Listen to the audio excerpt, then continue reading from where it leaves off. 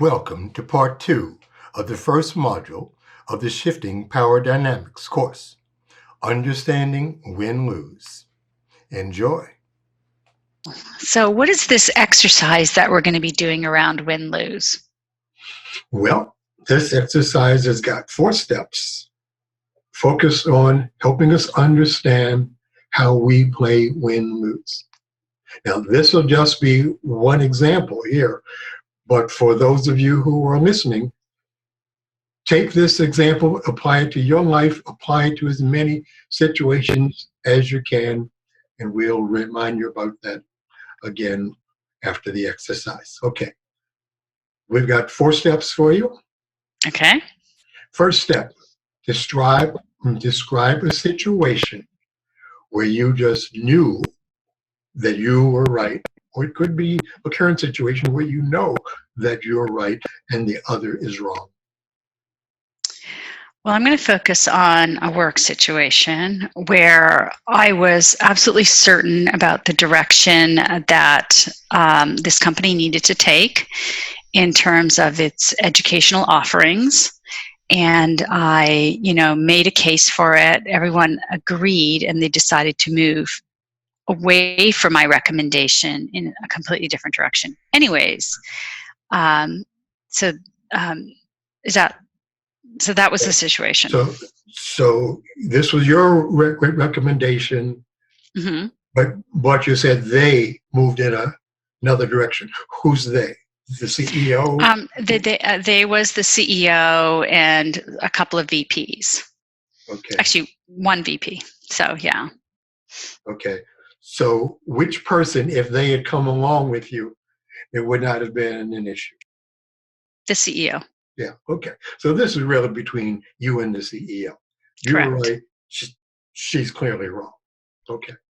Right. Describe your belief system that makes being right in this situation so important to you.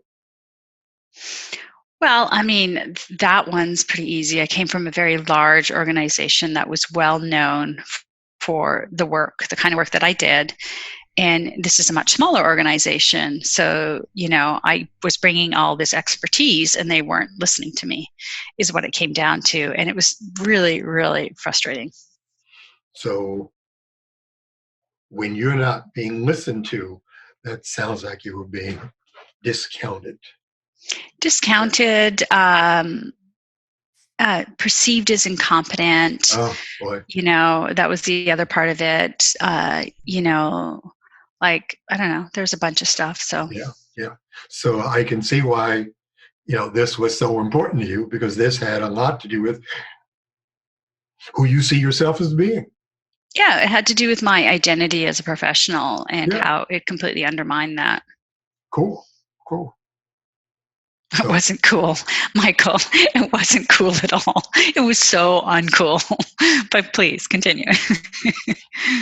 I hear you for sure. Yeah. Honestly, in all honesty, it was one of the most painful moments or periods of my life. Mm-hmm. Okay. Yeah. So what is the story that you made up about how that situation could come to be? It's probably a story about the CEO in this company. Well, the story that I made up was really that this CEO didn't know how to win in the marketplace around this thing. She didn't know how to make persuasive, useful educational offerings. She didn't understand her audience, is what it came down to. I'd been talking to the audience, I understood what they wanted and needed. And the other story I made up is that she was a narcissist and self-centered. I see. Was this information verified in any way? Like, was this sound and current data? Well, for me, it was sound and current data because the people I was listening to really, needed the direction that I suggested of smaller, more tangible, useful bits of information rather than large courses. And so I felt like my point of view was being validated by the audience that would be buying, that would actually be using this stuff, as opposed to the audience that would be buying this stuff. Mm-hmm. And so that to me was sound and current data. Mm-hmm. And also what I was hearing in the larger marketplace about how people. So what you were recommending was sound and current data. I get that. But your thoughts about her not knowing how to do all the things you mentioned that she didn't know how to do, because that's really what you were saying, was that sound and current data? Probably not. I think what it was is she just had, I mean, she's obviously been the CEO for like 20, 30 years, and she had survived, 2 downturns, which was quite remarkable. So you have to kind of, she knew something that I didn't know around how to survive in the marketplace. And, for whatever reason, either she couldn't communicate that or I couldn't listen. So that was the story that I made up. She was just a narcissist. Right. Yeah. So, which of course bolsters your point that you're right and she's wrong. Yeah. Super. Yeah. I mean, this is how we do it. All right. So what was the difference that was truly at issue? Let's take that part first, and then we'll go to the second part of this question. Okay. Well, the difference is who got to make the decisions, right? She hired me to make the decisions around the educational offerings at this company, and she was making all the decisions and telling me what to do, and I just wasn't expecting that. That was not what I thought we agreed to. That was confusing for me. So I hear it was confusing. But I was pissed off about it, actually. Let me put it that way. So yeah. that sounds a little bit more on target for sure. Yeah. So the difference was she hired you with the expectation that you would make decisions, but she kept making the decisions that were different than the decision that you would make. Yeah, I think the fundamental problem is she didn't actually hire me. Her second in command hired me. Okay. And with this idea of I would be pushing towards a decision, which I, pushing the company in a certain way, which I did. But it wasn't really the second in command that I was working with. It was the CEO. So I should have actually spent more time talking with her and understanding what her perceptions were. Interesting. So that it started out that the issue was about the decision to do online learning or not do online learning. And now it begins to shift to something else for sure. But this is quite normal, and that is what happens. I think fundamentally it came down to the decision of what was my job, right? What I perceived my job to be, what the company perceived the job to be, or what the CEO perceived the job to be. Mm-hmm. And I just wasn't willing to do what they wanted me to do, and that obviously wasn't going to work out. So what is it they wanted you to do that you didn't want to do? Just do a different type of work, like you mentioned, online versus in person, and develop in-person stuff. And that I've done that 7 years from, I've done that for 7 years, and I was wanting to do something different. And she didn't want you to do that thing that was different. That was not what that was. Yeah. So she didn't, that was not what she perceived the marketplace as going. So. Okay, now let's move to the second part. Mm-hmm. If you could learn from that difference of opinion with her, as if who's right and who's wrong were not important to you, and your goal was to make a positive change in that system, what might you possibly have done differently? Other than quit sooner. Well, that is a good option. Yeah. So you say that facetiously, but it is a real option. I think what I would have done differently there is just really have an honest conversation about the direction I thought we needed to move in and what they needed at that point. And that honest conversation didn't happen until towards the end, and it was really not a pretty conversation at that point, and are pretty useful. Let me put it that way for anyone involved. And yeah, so I think what it came down to is this idea of that just saying this, just being really honest about what I thought I was hired to do, and just be more willing to put a stake in the ground around that. And just, if that wasn't the direction they want to move in, that's totally fine. They really just need to find someone else. Would it have ever been useful for you to also be more curious about where she was coming from and why she was coming from wherever that was, to see if you might understand her better? I was curious, and it was, I knew where it was coming from. It was coming from the conversation she was having with clients, so the buyers rather than the actual learners, and which is obviously important because these are people that are going to buy your courses. Yeah. So I was aware of that. I guess I just saw the need as different. So. But in terms of having a conversation with her, I hear your part of the conversation where you're giving her information.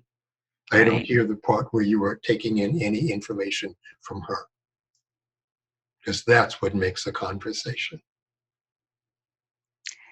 So your question is, what kind of questions could I have asked? Or No, you mentioned that there was a lot of data that you were making up, but I don't hear you being curious about, I wonder why she thinks this. I wonder why she thinks that. Could you tell me more about this and that? Well, that's what I was saying, Michael, is I did have a conversation with her, and she did tell me why she wanted to move in that direction. And that's where I was talking about the buyers and whatnot. She had a different audience that she was speaking to. And yeah. So, I was aware of her perspective. I just didn't agree with it.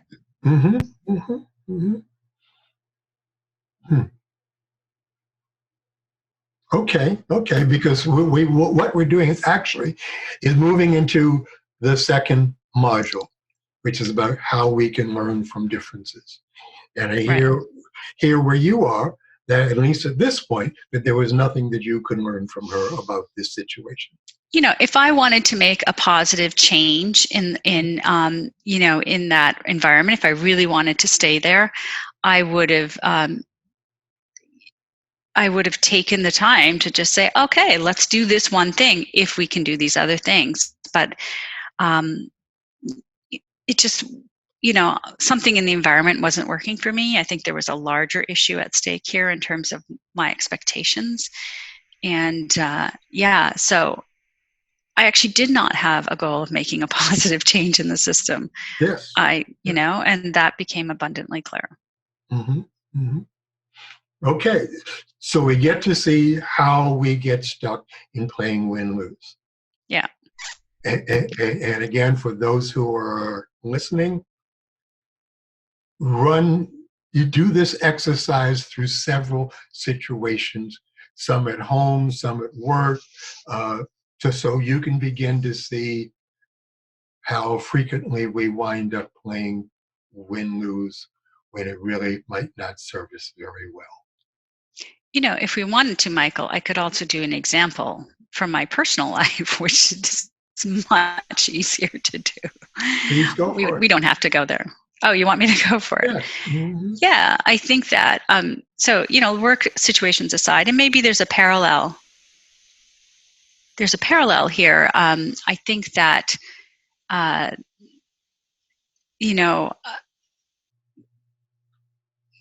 one of the places obviously is in my relationship with my partner. I'm often playing win-lose there.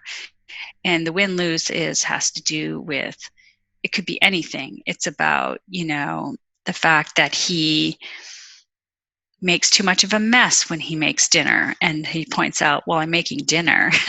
And I'm like, well, you don't have to make so much of a mess. And so my belief is that, as you go along, you should be cleaning up. I expect him to act like me. Actually, can we just cut this part? I don't want to talk about my husband. But notice how well it fits. So you want me to keep going? If you're willing to. All right. It's up to you. Yeah. All right. So my belief system is that really it's not pretty. I mean, I just think somehow and I think this comes as a deeply embedded belief system from my childhood, is that I'm better than this person, and that's why I am right. And that's the way I grew up in a very racist school. And I remember having very distinct thoughts around this, is that I am better than these other people, therefore I'm right, or I'm smarter, all these other things. And I think that and also my family system was one where, it was very much win-lose dynamics. And usually my brother, got the first dibs at the food and got, control of the remote and stuff like that, because he was older and bigger than me. So, the story that I made up, is it sounding current data when it comes to my partner? Yeah, no, it's not, because I'm obviously have these other dynamics going on in my life or my previous life, where I'm kind of playing that it triggers whatever set of dynamics happened at an earlier time. And so the difference is just, the difference comes down to is how you do something. So how do you, in this particular instance, in the example I was providing you, how do you cook? How do you clean? What is neat? What is a neat house? How do you drive? Is it fast? Is it slow? There's so many differences where I just do it differently than he does. And it's not like the outcome is different. We still get a fabulous dinner. We still get a clean kitchen. We still get to the destination in one piece. Though, in some cases, one's heart is racing. And I think that, so I think the other part of your question was, so the difference at issue is just really, who's right and who's wrong. Go ahead. Right? And if being right or wrong were not important to you in those situations, what might you do differently to make a positive change in that relationship? I would just pause and say nothing, and just, or say it, or just, accept that, hey, he's making a fabulous dinner and I should just accept the food and have gratitude around that and stop complaining about the dishes. Or if I really felt strongly about it, don't do the dishes and see what happens, which I have done on occasion, and there they are the next morning. But hey, I usually am in a better headspace at that point and able to clean them up. But I think it's just that whole process of letting go of being right. And in the work example I provided, I think it was the same dynamic at play. I just had to let go of being right and think about, what is the larger goal that I'm trying to achieve here? Do I want to continue this relationship? And obviously with my partner, I do. And obviously with the work situation, it really wasn't working out. I did not want to continue. And they didn't want to continue with me at that point. It got to that point. So, so it was mutual. Yeah. So.